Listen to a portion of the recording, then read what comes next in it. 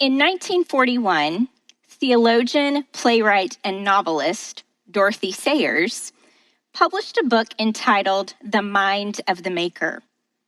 In the book, she discussed the literary creativity of the author in the context of Christian theology. Specifically, she explored the relationship between a writer, the written work of art, and the reader of the written work of art.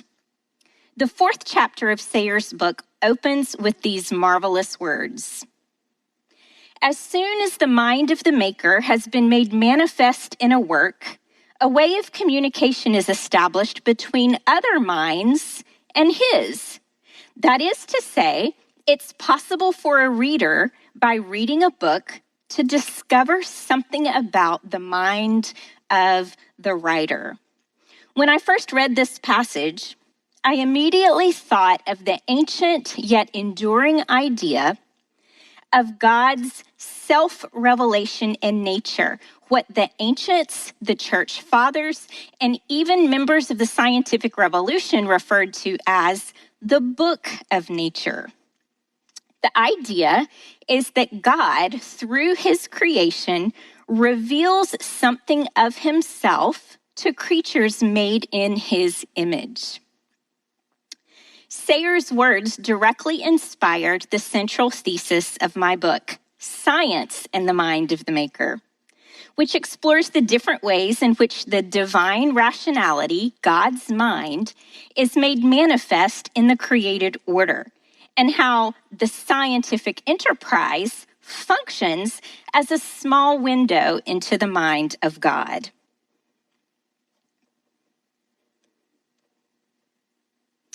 The central thesis of Science and the Mind of the Maker can essentially be boiled down to three main points. Discoveries from the diverse branches of the natural sciences strongly imply, number one, that there is a mind behind the universe. Number two, that we have an intellectual kinship with this mind. And third, that the success of the natural sciences was intended so that we may gain a glimpse into the maker's mind. One aspect of this mind of the maker idea that I find particularly fascinating is a concept that I call cosmic resonance. Now, typically, when you hear the term intelligent design, you think of things like the evidence from biochemistry or the evidence from cosmology that points to a rationality behind the universe. But design arguments can take what you might call a bit of a higher level, and that's what I do when I make this argument from what I call cosmic resonance. For the past several years, I've been deeply fascinated with this astonishing situation that we find ourselves in.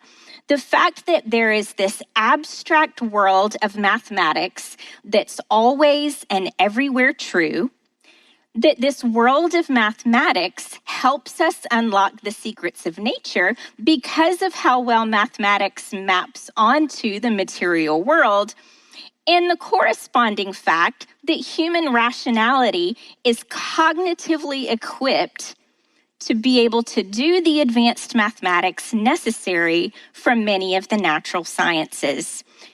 To put it simply, we could say it's the idea of three M's: mathematics, matter, and mind. So we have to ask this central question: what is the best explanation for this remarkable situation? Why is it that we have this higher abstract world of mathematics that works so well to help us do the natural sciences? Why are we as human beings equipped to be able to do such mathematics, to be able to answer scientific questions to begin with? And essentially, it boils down to two options. Is naturalism the best explanation, or is theism the best explanation? And I'll argue today that Christian theism in particular is the most intellectually satisfying option. One of my great academic pursuits is tracing the history of what we call the big ideas of the Western tradition to see how these ideas have developed over time, but also what place they have in the contemporary conversation. And so what I'd like to do for you as part of our response to the question, is naturalism or Christian theism a better explanation for cosmic resonance, is I want to start with the roots of this idea. And we're going to go all the way back to antiquity in order to do it. In fact, we're going to go back as far as we possibly can in Western philosophical thought.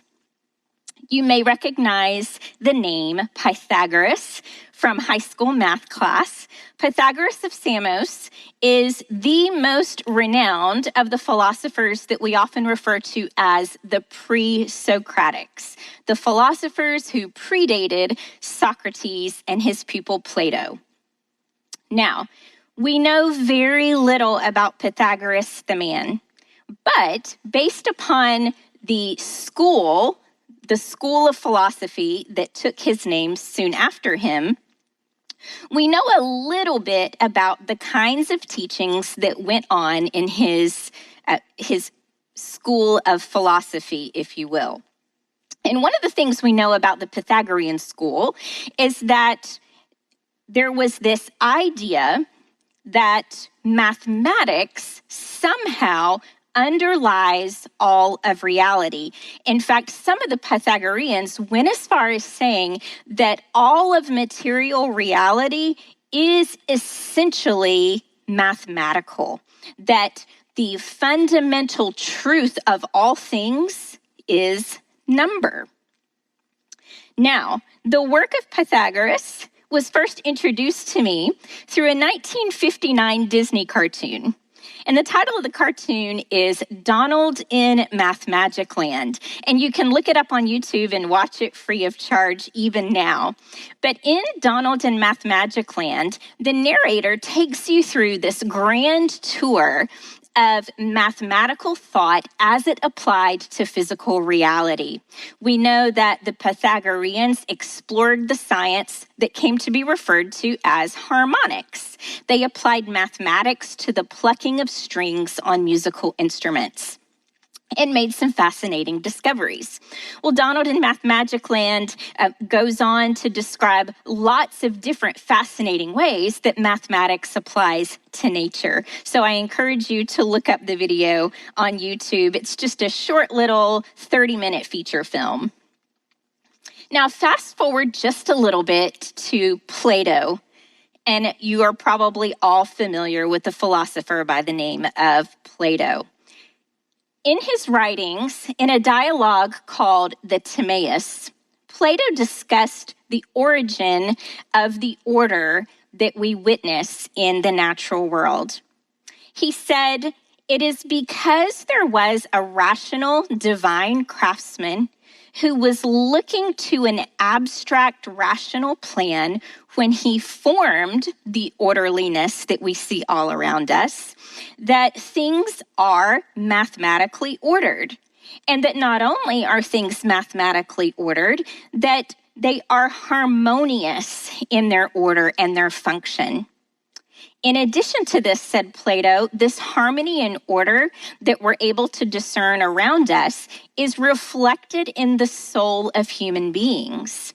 And it is because our souls reflect this order and harmony that we are even able to discern it, that we are able to know something about the kind of rationality possessed by the divine craftsman." Now, of course, Plato went on to be arguably the most influential philosopher in the Western tradition. And we can trace his influence up to Jewish monotheism and this figure, Philo of Alexandria. Philo of Alexandria was very well acquainted with the philosophy of Plato, and he ascribed to much of it. But unlike Plato, Philo rejected this idea that there was a creator who looked to some external plan that was just out there in the abstract And he said, the rational plan for creation exists from eternity in the mind of God. And of course, for Philo of Alexandria, a devout Jew, this meant the God of Jewish monotheism. Philo said, divine rationality is made manifest in the physical creation, and it's also made manifest in the very mind of man. And that is why we are able to look at the world around us and discern something about the existence and the wisdom of God. Fast forward just a little bit to the church era, and arguably the most influential of the Western church fathers, St. Augustine of Hippo, he agreed with Philo of Alexandria. He said, of course, there wasn't some rational plan floating out in the abstract world of what we could refer to as the Platonic heaven or the realm of forms. Of course, the plan for creation existed from eternity in the mind of the Creator. And he went on to talk about how creation is mathematically ordered. In his commentary on Genesis, he says, God has arranged all things in measure, number, and weight. And then he asks whether this mathematical scheme was created or existed prior to the material world. And his conclusion, as I said, is that nothing could be co-eternal with God. Therefore, the mathematical, rational plan for the created order has existed in God's very mind from eternity.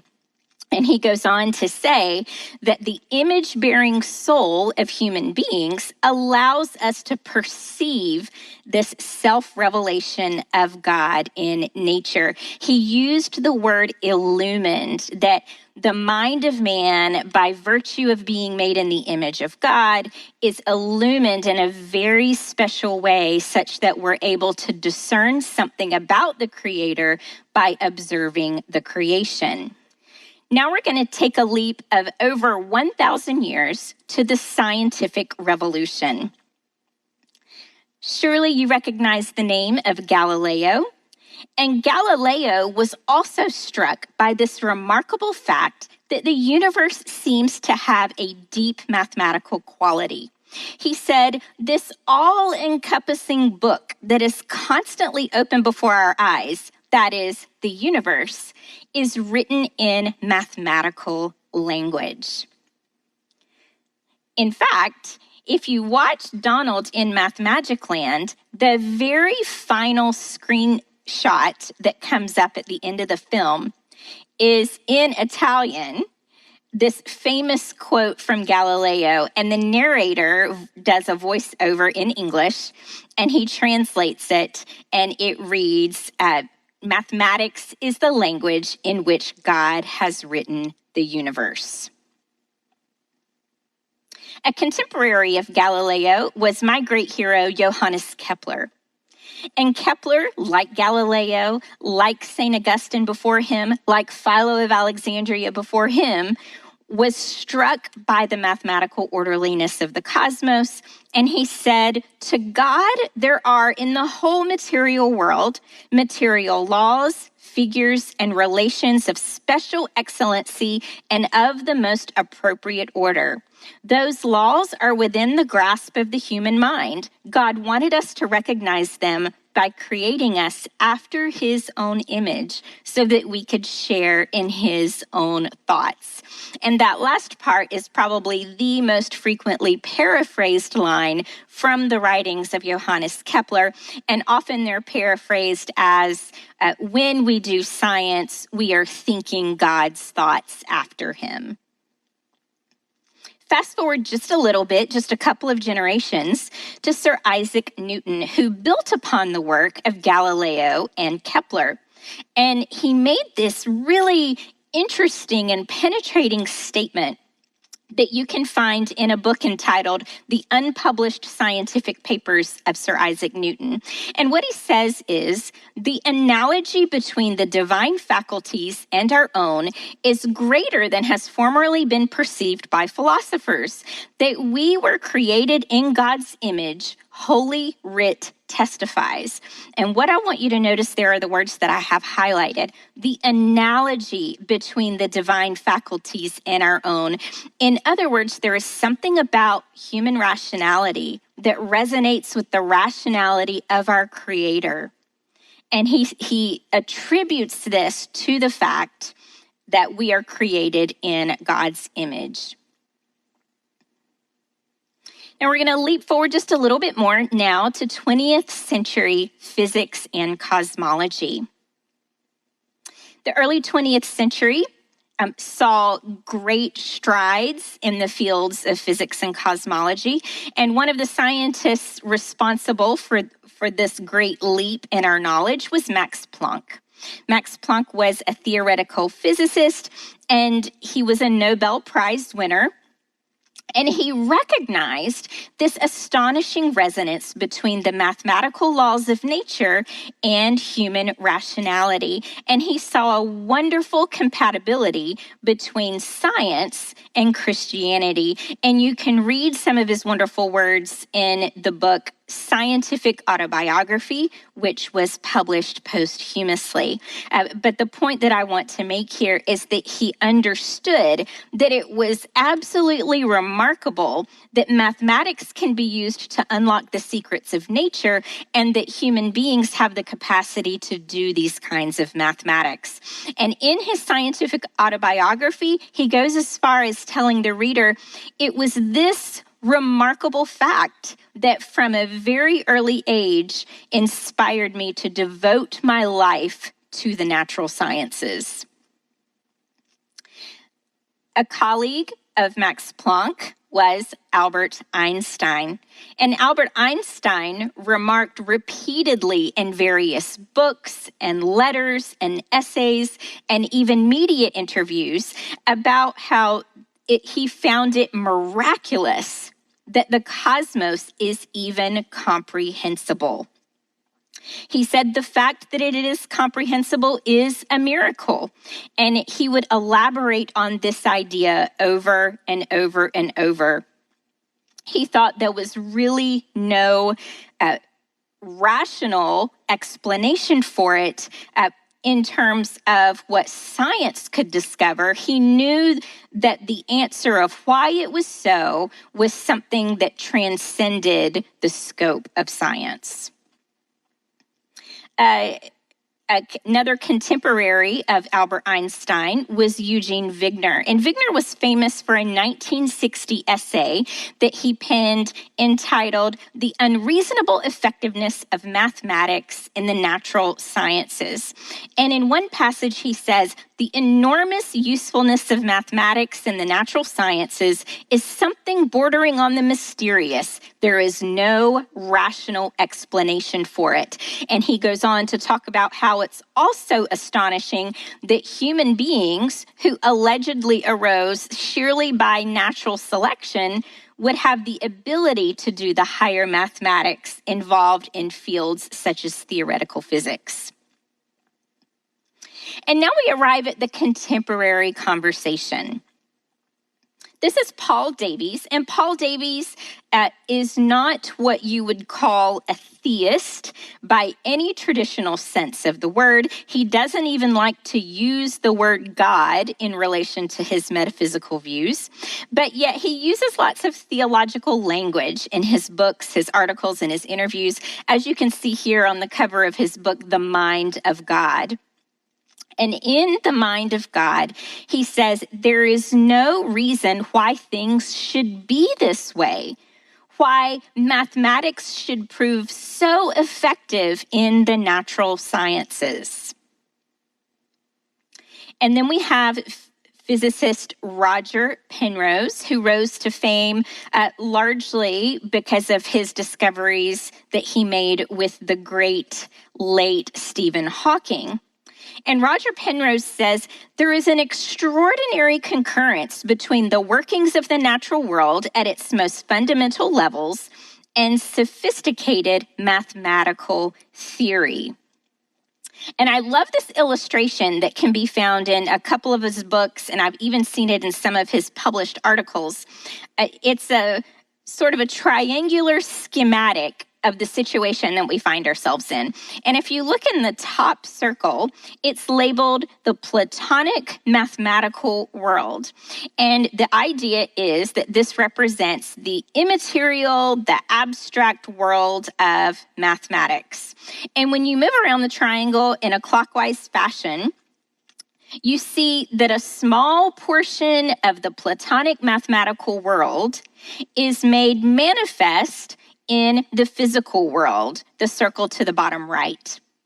And then a small part of the material world is made manifest as the mental world, or as consciousness, as human rationality. Now, Penrose is an agnostic. He takes a material view of human beings. And so the idea is that this is very mysterious. He calls it the three worlds, three mysteries problem. Because why is it that mathematics describes the material world so well? And why is it that the material world has given rise to conscious creatures such as ourselves, who can then discern the world of abstract mathematics and apply it to the material world? I think that's just a genius diagram. And I love using this to just help illustrate the fact that we have even non-theists who are realizing just how astonishing this actually is. So we have this phenomenon I'm referring to as cosmic resonance, the idea that the fundamental structure and workings of the universe have properties that make them mathematically explicable, that humans are capable of the mathematical reasoning that science requires. And as I asked very early on, what is the best explanation? Is it naturalism? Is it theism? Perhaps even Christian theism? What is the best explanation? For sure, it is something that cries out for an explanation. It isn't at all satisfying to call it a brute fact of reality. Now, the naturalist would claim that human beings have simply invented systems of mathematics that fit natural phenomena closely enough for us to be successful in the scientific enterprise. But I can offer a counter argument to this claim. It turns out that some mathematical systems were developed independently. And what I mean by that is that they had no known scientific use at the time they were developed, yet much later on, it was discovered that they were essential to a specific scientific discovery.